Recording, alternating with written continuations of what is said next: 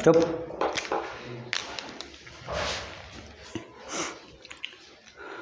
Hello everyone, my self के। आज की क्लास के अंदर अपन कॉलम वाला चैप्टर था, उसको आगे पढ़ेंगे। तो अभी तक जो अपन ने पढ़ा था कॉलम के अंतर्गत, वो अपन देखा था कि कॉलम क्या होता है, शॉर्ट कॉलम और लॉन्ग कॉलम क्या होते हैं, और किस तरह से उस फेलियर क्राइटेरिया है, और अजम्पशंस क्या होते हैं। देखो, आयलर थ्योरी के अपन ने अजम्पशंस पढ़ लिए थे। फिर आयलर थ्योरी के अकॉर्डिंग अपन क्या करते हैं, कॉलम की डिज़ाइन करते हैं, या फिर अपन लोड की कैलकुलेशन अपन यहाँ पे करके चलते हैं। तो फर्स्ट ऑफ ऑल अपन जो बात करते हैं वो एंड कंडीशंस की बात करते हैं। जैसे कि आयलर थ्योरम जो है वो किसके लिए वैलिड है भाई? आयलर थ्योरम अपन ने पढ़ा था कि आयलर जो थ्योरम है वो लॉन्ग कॉलम के लिए वैलिड होती है। आयलर थ्योरी किसके लिए वैलिड है भाई? लॉन्ग कॉलम के लिए, लॉन्ग कॉलम। फिर उसके बाद जो अपन ने बात करी थी एंड कंडीशंस की, अपन बात कर ले कि भाई कॉलम के एंड कंडीशंस क्या होती है। तो and conditions for long column मैं यहाँ पे डिस्कस करने चाह रहा हूँ। And condition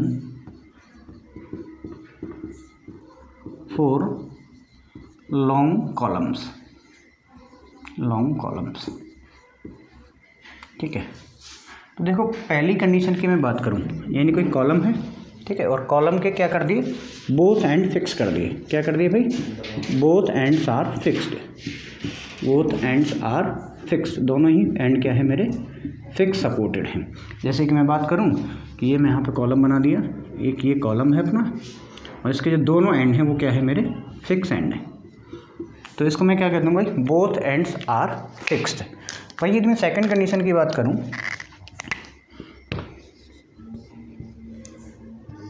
one and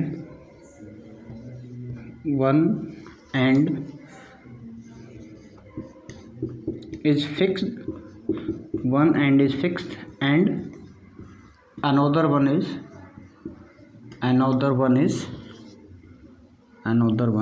fixed। यानी कि एक एंड तो क्या है मेरा, फिक्स्ड है, ठीक है, एक एंड तो मैंने बना दिया फिक्स्ड, ये फिक्स कर देते, कोई सा भी एंड कर सकते हो, कोई फ़र्क नहीं पड़ेगा इस चीज़ में। और एक एंड को क्या कर दिया मैंने, हिंज सपोर्ट, यानी सपोर्ट क्या लगा दिया मैंने, हिंज सपोर्ट लगा दिया। थर्ड कंडीशन की बात करता हूँ, ये हो गई अपनी third condition. When both ends are hinged, both ends are hinged, दोनों ही क्या है भाई, हिंज सपोर्ट है, हिंज्ड। तो हिंज कैसे रहेंगे भाई? जैसे अपन ने एक कॉर्नर को हिंज किया, तो उसी तरह से अपन क्या कर देंगे, दोनों सपोर्ट्स को क्या कर देंगे, हिंज कर देंगे। तो ये जो कंडीशन बनेगी मेरी क्या बन जाएगी, बोथ हैंड्स आर हिंज। और एक कंडीशन और बनती है अपनी यहाँ पे, उसको भी डिस्कस कर लेते हैं।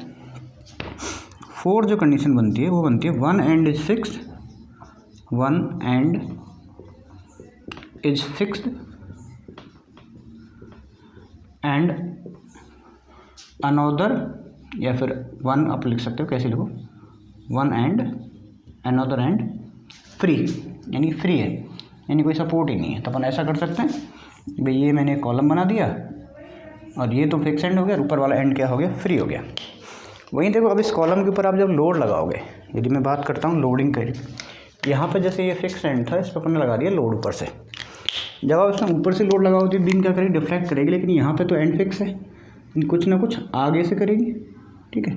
तो इसकी जो कुछ डिफ्लेक्टेड शेप होगी वो कुछ इस तरह की होगी, क्योंकि अपन ने कैसे लोड़ा, फिक्स एंड है, फिक्स एंड में क्या होता है, ना तो इसके अंदर डिफ्लेक्शन आता है और ना ही क्या आता है, रोटेशन उसके अंदर आता है।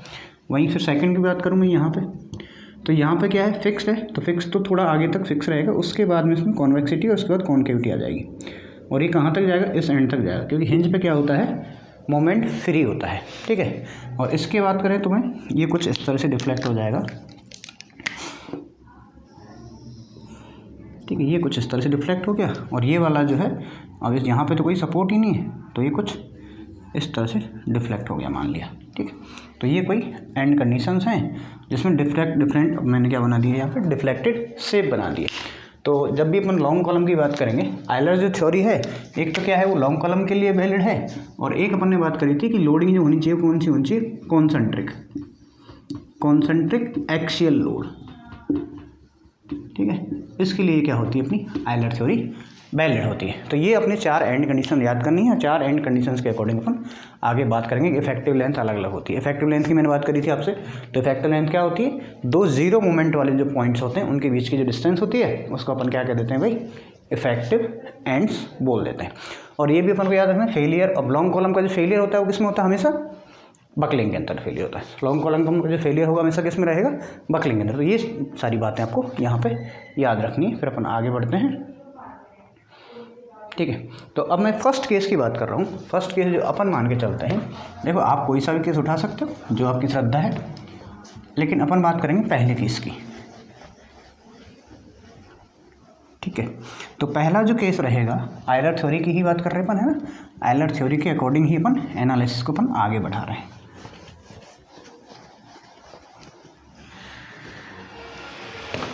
ठीक है जी, ठीक। तो फर्स्ट केस मान लेता हूँ मैं, केस फर्स्ट या फिर ए केस कह सकते हैं अपन। बोथ एंड्स आर पिन्ड, या फिर आप कह सकते हो pin connected column, pin connected column, pin connected column, या फिर आप कह सकते हो बोथ एंड फिक्स, वहाँ both and hinge, both ends hinged, यानी कि दोनों एंड क्या है मेरे, हिंज है, ठीक। चलिए मैं डायग्राम की बात करूँ तो किस तरह का बनेगा भाई, जैसे ये मेरा कॉलम है, ये स्ट्रेट लाइन बना दी मैंने, ठीक है। इसको मैंने कुछ हिंज बनाया है और यहाँ पे कुछ हिंज सपोर्ट बना दी, ठीक है। तो अब इसके ऊपर जो डिफ्लेक्शन अपन को लोड कैसे लगाना है भाई, एक्सियली, ये तो अपन पहले बात कर चुके हैं, ठीक है। आयलर थ्योरम है वो क्या कहती है भाई, एक्सियली लोड यहाँ पे लगेगा, पी लोड मैंने लगा दिया, और मान लिया कुछ डिफ्लेक्शन है, वो बकलिंग जो हुई है वो इस डायरेक्शन के अंदर हो गई, ठीक है। बकलिंग क्या हो गई, इस डायरेक्शन के अंदर बकलिंग हो गई। तो इसको यदि बकलिंग करवाएंगे, बकलिंग का मतलब क्या होता है, बैंड होना, ठीक है। बकलिंग मतलब क्या होता है, बैंड होना। तो जैसे मैंने ये शेप बना दी इसकी, ये वाली, ठीक है, ये अपनी शेप हो गई बकलिंग वाली। और मान लीजिए सेंटर से, जो सेंटर में पोजीशन थी कॉलम की, वो क्या हो गई, एक्स डिस्टेंस पे। सेंटर मान सकते हैं, फिर अपन ऐसा मान सकते हैं इसको कि मान लीजिए अपन एक्स डिस्टेंस पे अपन ने देखा, क्या देखा भाई, एक्स डिस्टेंस पे अपन ने देखा कि कॉलम है मेरा कितना हो गया, बाई डिस्टेंस क्या कर गया, बेंड कर गया। और यदि कॉलम की ओवरऑल लेंथ की बात करूँ, यदि ओवरऑल लेंथ में मान लेता हूँ एल है, क्या है भाई, एल इसकी ओवरऑल लेंथ है। अब बकलिंग हुई है, बकलिंग मतलब अल्टीमेटली बेंडिंग ही हुई है, ठीक है। तो इसके लिए अपन जो सिंपल बेंडिंग की इक्वेशन लगाते हैं, जैसे अपन ने ये पढ़ा था कि बेंडिंग मोमेंट क्या होता है, बेंडिंग मोमेंट जो होता है अपना क्या होता है, E I D square Y upon D X square equals to M, equals to क्या होता है भाई, मोमेंट, इक्वस टू मोमेंट। तो अब देखो यहाँ पे जो अपन को दिख रहा है, किसी भी पॉइंट की मैं बात कर लूँ, एक्स डिस्टेंस की बात करते हैं अपन, ठीक है। तो यहाँ पे जो मोमेंट कितना आएगा, यहाँ पे मोमेंट कितना आएगा, ये तो लोड लग रहा है और ये परपेंडिकुलर डिस्टेंस है इसकी, बाकी तो कोई है ही नहीं, ठीक है। तो इस एंड कंडीशन के अकॉर्डिंग मैं यहाँ पे मोमेंट की जो वैल्यू रख देता हूँ, वो क्या हो जाएगी मेरी, माइनस के P Y, P into distance, ठीक है, पी इंटू डिस्टेंस, ठीक है। और माइनस क्यों लिया, क्योंकि यहाँ पे जो साइन है वो हॉगिंग का रहेगा। तो आप इसको ऐसे भी लिख सकते हो, यदि मैं इसको आगे फॉरवर्ड करता हूँ तो क्या हो जाएगा, D square Y upon D X square equals to minus के पी वाई अपॉन में ई आई। तो ई आई को मैं यहाँ भी ले जा सकता हूँ, कोई इशू नहीं है यहाँ तक, ठीक है। इसको मैं और थोड़ा रीराइट कर लेता हूँ, रीराइट का मतलब क्या होता है, दोबारा लिख लेता हूँ। तो ये हो गया अपना D square Y upon D X square minus P Y upon में E I equals to zero. ये क्या बन गई, एक इक्वेशन बन गई। और ये इक्वेशन कैसी है भाई, डिफरेंशियल इक्वेशन, यानी समाकलन की, मतलब सॉरी अवकल की इक्वेशन है। तो इसको अपन क्या कहते हैं, डिफरेंशियल इक्वेशन, डिफरेंशियल इक्वेशन है ये, डिफरेंशियल इक्वेशन है। या फिर और कितनी डिग्री की है, 2 डिग्री, कितनी बार हो रखा है, एक बार यहाँ डी स्क्वायर बाई एक्स है, तो क्या हो गया 2 डिग्री की डिफरेंशियल इक्वेशन है। तो कोई भी सॉल्यूशन अपन करना चाहें तो सॉल्यूशन ऑफ डिफरेंशियल इक्वेशन क्या होता है, सॉल्यूशन इन कोई भी अवकलन की जो इक्वेशन होती है इस तरह की, तो उसका सॉल्यूशन क्या होता है, solution of the equation, solution of the equation. तो सॉल्यूशन क्या होगा इस इक्वेशन का, वो इज y इक्वस टू ये अपन देखो ये स्टैंडर्ड रिजल्ट है, स्टैंडर्ड रिजल्ट है, इसलिए मैं यहाँ इसको लिख पा रहा हूँ। ठीक है, तो जब भी अपन कोई भी 2 डिग्री, ठीक है 2 डिग्री मतलब क्या होता है 2 डिग्री की डिफरेंस अवकलन की इक्वेशन है जिसमें डी स्क्वायर यानी 2 बार क्या हो रखा है डिफरेंशिएशन हो रहा है, तो उस इक्वेशन का अपन को सॉल्यूशन निकालना है। तो वो क्या हो जाता है y इक्वस टू ए। ठीक है, अब ए तो क्या है कोई भी एक कांस्टेंट हो जाएगा, ठीक है, into root P upon E आई, रूट पी अपॉन में ए आई एक्स पूरा रूट में है। ठीक है, ध्यान रखना कंफ्यूज नहीं होना है। A sine root P upon A I X plus B cos root P upon A I into X. ठीक है, तो कोई भी एक डिफरेंशियल इक्वेशन होगी तो उसका सॉल्यूशन क्या होगा, इसके अंदर ए और बी क्या होते हैं एक कांस्टेंट होते हैं। ठीक है, और इन कांस्टेंट की वैल्यू अपन कैसे निकालते हैं, वो अपन लिमिटिंग वैल्यू के अकॉर्डिंग कर देते हैं। जैसे लिमिटिंग वैल्यू अपन क्या रख सकते हैं भाई, यदि मैं इस एंड की बात करूँ, ए एंड की बात करूँ या फिर बी एंड की बात करूँ, कोई सी भी बात करूँ, यदि मैं ऊपर एंड की बात करूँ, यहाँ पे एक्स की वैल्यू क्या है 0, तो यदि मैं करना चाहूँ एट एक्स बराबर 0, तो एट एक्स बराबर 0 पे वाई क्या है 0 है, वाई क्या है भाई मेरा 0 है। तो ये मैं क्या कर देता हूँ ऊपर वाली इक्वेशन में रख देता हूँ भाई, ऊपर वाली इक्वेशन रखूँगा तो क्या हो जाएगा भाई वाई के बराबर 0 है। ठीक है, तो इसको मैंने लिख दिया 0 इक्वल्स टू, अब देखो इसमें एक्स यानी कि इसको टर्म को 0 कर देंगे, और साइन 0 की वैल्यू क्या होती है भाई, साइन 0 क्या होता है 0, साइन 0 मतलब 0, तो यानी कि पूरी टर्म क्या हो जाएगी 0, तो ये हो गया 0 प्लस बी कॉस और कॉस एक्स ये पूरी टर्म से 0 कर देगा, तो कॉस 0 की वैल्यू क्या होती है 1, कॉस 0 की वैल्यू होगी मेरी 1, तो यहाँ से b की वैल्यू क्या आ गई मेरी, b बराबर तो आ गया 0। तो एक तो अपने बाउंड्री कंडीशन यहाँ पे ये रख देनी है। दूसरी बाउंड्री कंडीशन की मैं बात करूँ तो अपन को दिख रहा है एट एक्स बराबर l, यदि मैं कहाँ बात करूँ इस पॉइंट की बात करूँ, एक्स बराबर क्या रख दूँ मैं टोटल लेंथ कर दूँ। ठीक है, तो वहाँ पर भी क्या होगा y की वैल्यू 0 होगी, वहाँ पर भी क्या हो गया y की वैल्यू 0 हो गई। तो अब इसको आप कैसे रीराइट कर सकते हैं भाई, दोबारा कैसे लिख सकते हैं अपन इसको, y ये तो 0 है इंटू ए साइन रूट एक्स, क्योंकि अब x की वैल्यू तो l है और साइन में कुछ ना कुछ बेस की वैल्यू रहेगी, तो a sine root P upon E आई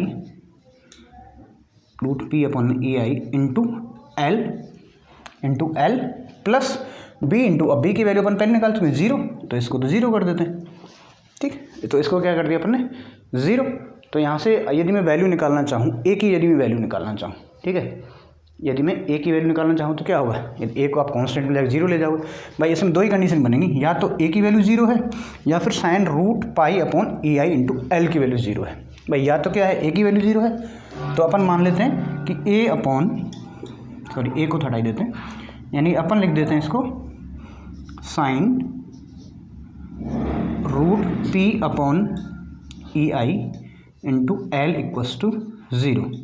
अब साइन की वैल्यू 0 कब हो सकती है भाई, साइन की वैल्यू 0 कब हो सकती है, जब यानी साइन की वैल्यू जो थीटा का जो एंगल है वो क्या रहे, या तो 0 रहे, या तो क्या रहे 0 रहे, या फिर 180 रहे, या फिर मतलब पाई के मल्टीपल में रहे भाई, ये तभी हो सकता है। तो यानी कि साइन 0 की वैल्यू कब होगी, तो मैं डायरेक्टली इक्वेशन को लिख दूंगा यहाँ पे कि रूट पाई, इसको और यहाँ तक लंबा कर देते हैं, रूट पी अपॉन में E I into L equals to क्या होगा 0 कब होगा भाई, जब इसकी वैल्यू किसके बराबर होगी n इंटू पाई, यानी पाई के गुणांक में कोई एक वैल्यू रहेगी और n की जो वैल्यू क्या रहेगी 0 हो सकती है, 1 हो सकती है, 2 हो सकती है, 3 हो सकती है, डॉट डॉट डॉट कुछ भी हो सकती है, लेकिन वो मल्टीपल में किस में रहेगी, एक होल नंबर रहेगा, क्या रहेगा होल नंबर रहेगा। तो अब यदि मेरे को इसको मैं इसके एक बार दोनों टर्म का स्क्वायर कर देता हूँ यहाँ पे, तो स्क्वायर करूँगा तो क्या हो जाएगा पी स्क्वायर, भाई रूट को हटाने के लिए मैं स्क्वायर कर रहा हूँ, तो P upon E I into L बाहर है तो एल का स्क्वायर हो जाएगा equals to N square pi square. तो ये क्या हो गया भाई P upon E I equals to L square N pi square. और यहाँ से यदि अपन को पी की वैल्यू है, अल्टीमेटली अपन क्या निकाल रहे हैं बकलिंग लोड, तो पी की जो वैल्यू मैं निकालना चाहूँ तो पी की वैल्यू क्या होगी N square pi square E I upon में एल स्क्वायर। ठीक है, क्या होगी, P बराबर n² पाई स्क्वायर अपॉन में AI। तो ये जो इक्वेशन है वो किसके लिए है भाई, क्रिपलिंग लोड के लिए। ये जो इक्वेशन है वो किसके लिए है भाई, क्रिपलिंग लोड के लिए है। तो the above equation, the above load is called critical buckling load. जो P की वैल्यू यहाँ पे आएगी, the above load is called crippling load या फिर बकलिंग लोड भी बोल सकते हैं आप, ठीक है, क्रिटिकल बकलिंग लोड। क्रिपलिंग में हटा देते हैं, क्रिपलिंग यहाँ पे थोड़ा सा ही नहीं लगेगा। The above load is called buckling load. भाई मेन तो क्या हुआ है, अपना कॉलम जो हुआ है बकलिंग हुआ है, तो बकलिंग लोड यानी जो इक्वेशन आई है अपनी वो क्या है, यहाँ से बकलिंग लोड कैलकुलेशन करने की है। अब यदि अपन को कॉलम की, अभी एन की बात करें, देखो एन क्या है, तो एन ये है कितनी बार बकल कर रहा है भाई, कि कॉलम में हो सकता है एक ही बार करे, हो सकता है जो कॉलम है वो कुछ इस तरह से हो, ठीक है। तो एन क्या है, नंबर ऑफ बकलिंग प्लेन है। तो यदि मिनिमम कैपेसिटी कब होगी, जब ये एक बार होगी, यदि एन की वैल्यू क्या कर दूँ, मिनिमम 1 कर दूँ, ठीक है। तो फॉर मिनिमम, अब ये क्या है, लोड ऐसा है जिसपे बकल कर रहा है, तो कितने लोड के ऊपर बकल कर रहा है ये अपन को निकालना होता है। तो मैं क्या कर सकता हूँ, the minimum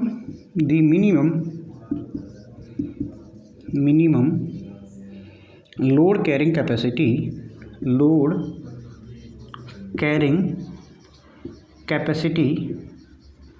of the column इस, जब एन क्या कर दूंगा मैं 1 कर दूंगा, तो ये लोड की जो वैल्यू हो जाएगी P = पाई स्क्वायर EI अपॉन में L का स्क्वायर। L का स्क्वायर है ना भाई, तो इसका स्क्वायर कर देंगे, ठीक है। तो ये कहानी हो गई यहाँ पे ख़त्म, ठीक।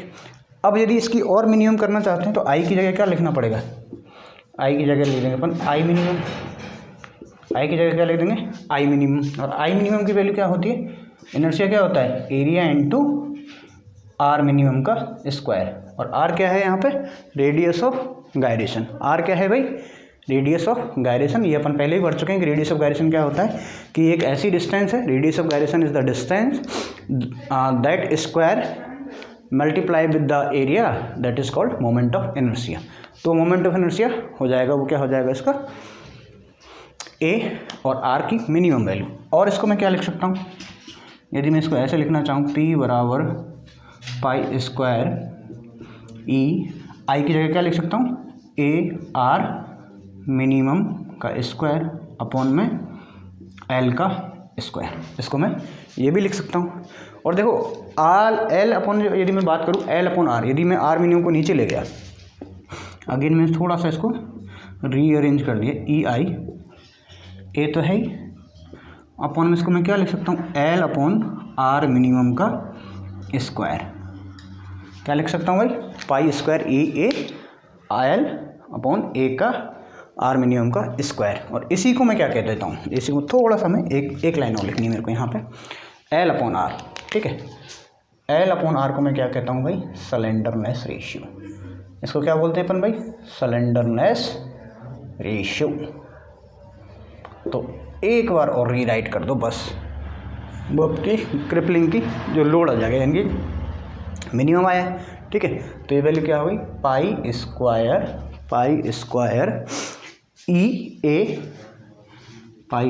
EA upon lambda. तो सिलेंडरनेस रेशियो क्या दिखाते हैं भाई, लैम्डा से दिखाते हैं। तब इसको भी ऐसे लिख सकते हो क्या, ऐसे में किसी कोई दिक्कत है भाई, इसको किसी, ठीक है।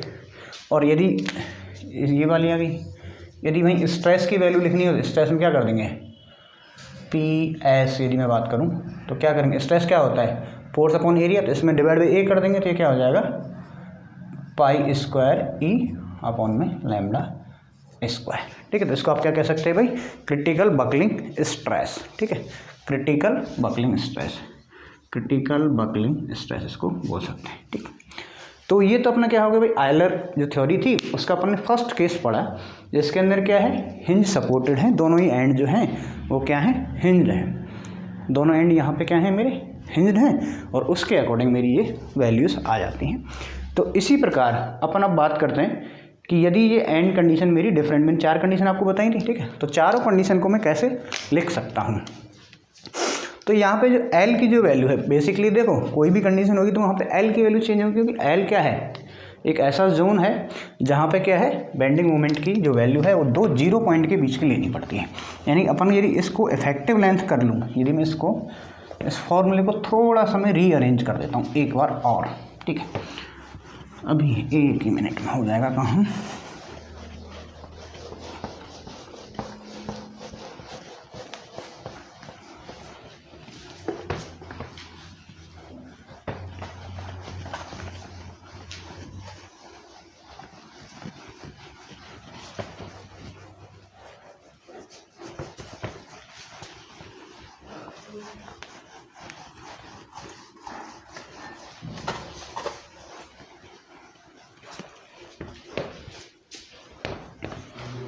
ठीक है, तो अभी अपन जो बात कर रहे हैं क्रिपलिंग लोड की, पीसीआर। अब मैं इसको जनरलाइज कर रहा हूँ फॉर्मूले को, है ना। इन कोई सी भी एंड कंडीशन हो उसके लिए आप ये फार्मूला लगा सकते हैं। PCR equals to pi square E I upon में एल इफेक्टिव का स्क्वायर, एल इफेक्टिव का स्क्वायर अपन इस फॉर्मूले के कर दे, चाहे वो कोई सी भी कंडीशन हो, चाहे अपन कोई भी कंडीशन की बात कर लें।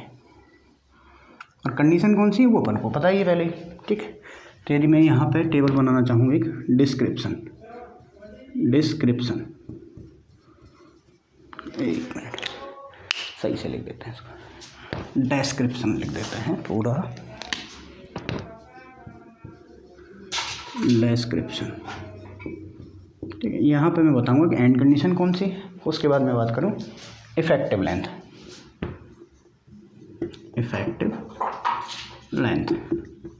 यानी कौन सी कंडीशन के लिए इफेक्टिव लेंथ की वैल्यू क्या रहेगी, ये चीज़ अपन को यहाँ पर डिस्कस कर ली। जब मैं पहली बात करता हूँ फर्स्ट की, तो फर्स्ट कंडीशन में अपन क्या पढ़ लिया था भाई, दोनों एंड क्या है, हिंज है, दोनों एंड हिंज है। तो मैं इसको कुछ इस तरह से शो कर दूँगा, दोनों एंड मेरे क्या है, हिंज है। तो इसको तो अपन क्या कहेंगे, both and hinge, both and hinge. ये एंड भी हिंज है मेरा और ये एंड भी हिंज है। तो इस केस में तो एल इफेक्टिव थी वो कितनी थी, सेम ही थी, यानी कि L effective equals to L, L effective equals to L, ठीक। सेकंड कंडीशन की बात करता हूँ। यदि मैंने क्या किया, एक एंड को तो कर दिया फिक्स, इसके अंदर तो पूरी एल इफेक्टिव क्या होगी, ये वाली होगी, ठीक। सेकंड केस में कर दिया, एक को तो मैंने कर दिया हिंज ऊपर वाले को, और वहीं नीचे वाले को कर दिया मैंने क्या, फिक्स्ड। तो इस केस के अंदर जो डिफॉर्मेशन में जो बताया था मैंने, क्या होगा भाई, यहाँ से तो स्टार्ट हो जाएगा लेकिन ये कुछ इस डिस्टेंस तक जाएगा और उसके बाद ऐसे हो जाएगा। तो ये डिस्टेंस रहेगी मेरी, ये वाली डिस्टेंस है वो रहेगी एल इफेक्टिव। तो अब इस केस में क्या है, वन एंड तो क्या है फिक्स, वन एंड फिक्स और one and hinge, one and हो गया अपना हिंज, ठीक है। तो ये वाला केस बना। तो इस केस के अंदर जो एल इफेक्टिव रहती है वो कितनी रहती है भाई, L effective equals to L by root 2। क्या होती है भाई, एल बाय रूट 2, और इसको आप क्या लिख सकते हैं, 0.707 एल। क्या लिख सकते हैं भाई, 0.707 एल। फोर्थ कंडीशन की बात कर लेता हूँ मैं, सॉरी थर्ड की बात करेंगे अभी। तो थर्ड कंडीशन मैंने क्या कर दिया, बोथ एंड को फिक्स कर दिया, बोथ एंड फिक्स है। तो इसके लिए जो डिफ्लेक्टेड शेप बनेगी मेरी यहाँ पर, वो क्या बनेगी, वो कुछ ऐसी बनेगी, यहाँ तक ऐसे गए, उसके बाद ऐसे गए और फिर ऐसे गए। इनकी ये वाली डिस्टेंस है वो क्या हो जाएगी मेरी, एल इफेक्टिव। इसको क्या लिख सकते हैं, both and fixed, both and fixed. भाई दोनों एंड क्या है मेरे, फिक्स्ड है। तो इस केस में जो एल इफेक्टिव रहेगी वो होती है अपनी एल बाय 2।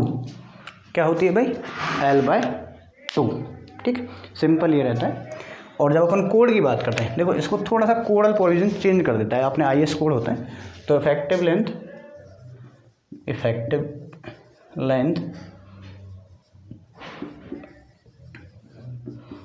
एज पर IS कोड, IS कोड के अकॉर्डिंग क्या होगी। पहला केस है तो उसको तो अपन सेम का सेम रखते हैं, ठीक है। पहले केस को तो अपन क्या कर देते हैं भाई, सेम ही कर देते हैं, उसके अंदर कोई चेंज नहीं करते, ये एल का एल ही रहेगा। दूसरे केस की बात करता हूँ तो इसको अपन कर देते हैं 0.8 L, और थर्ड वाला जो केस होता है 0.5 वाला उसको अपन कर देते हैं 0.65 L। तो ये तो 3 केस हो गए, एक केस और बच गया अपना, है ना। तो उस केस को भी मैं यहीं पे ऊपर ही मेंशन कर देता हूँ, ठीक है। ये आप डिस्क्रिप्शन समझ लीजिएगा पहले भाई। वन एंड तो क्या है मेरा, ऐसा है, ठीक है। वन एंड तो क्या है, फिक्स्ड है, और सेकंड एंड क्या है मेरा, फ्रीली सपोर्टेड है, या फिर आप इसको आप बोल सकते हैं कैंटिलीवर है। One and fix and one and free, one and fixed और वन एंड फ्री। तो इस केस के अंदर जो वैल्यू रहेगी वो अपनी क्या हो जाती है भाई, इफेक्टिव लेंथ की जो वैल्यू हो जाती है L effective equals to 2L, और एज पर कोडल प्रोविजन में क्या है 2L ही, ठीक है। तो ये 4 बेसिकली जो कंडीशंस हैं जिसको अपन पढ़ते रहते हैं। तो देखो अब इसमें अपन को ये पता है कि ये यदि इसके ऊपर यहाँ पर रोलर भी होता, कुछ भी होता, गाइडेड रोलर होता, तो ये किस तरह से डिफ्लेक्ट करती है, ये इस तरह से कुछ ऊपर की तरफ चली जाती है, इसको डबल मान लेते हैं, ठीक। तो ये 4 कंडीशंस हैं जिसके अकॉर्डिंग डिफरेंट डिफरेंट अपनी इफेक्टिव लेंथ रहेगी, और उनके अकॉर्डिंग अपना क्या रहेगा, क्रिपलिंग लोड रहता है। तो यदि क्रिपलिंग लोड की वैल्यू भी बात कर देता हूँ, देखो ये फॉर्मूला था, ठीक है। तो ये पहले वाला फॉर्मूला है तो सिंपल यही हो जाएगा, PCR के फॉर्मूला में इसके साथ में कंपेरिजन लिख देता हूँ, PCR यानी कि क्रिपलिंग लोड, ठीक। जब L इफेक्टिव बराबर L है तो इसको तो क्या कर सकता हूँ मैं, PCR equals to pi square EI upon में L स्क्वायर, ये तो डायरेक्टली L हो जाएगा। अब ये जो आ जाएगा PCR सेकंड केस के लिए, यहाँ पे वन एंड फिक्स है, वन एंड हिंज है, तो L इफेक्टिव जगह क्या लिख दूँ, L/√2, L/√2 यानी कि L/√2 का स्क्वायर आएगा और वो बॉटम में आएगा तो 2 ऊपर चला जाएगा।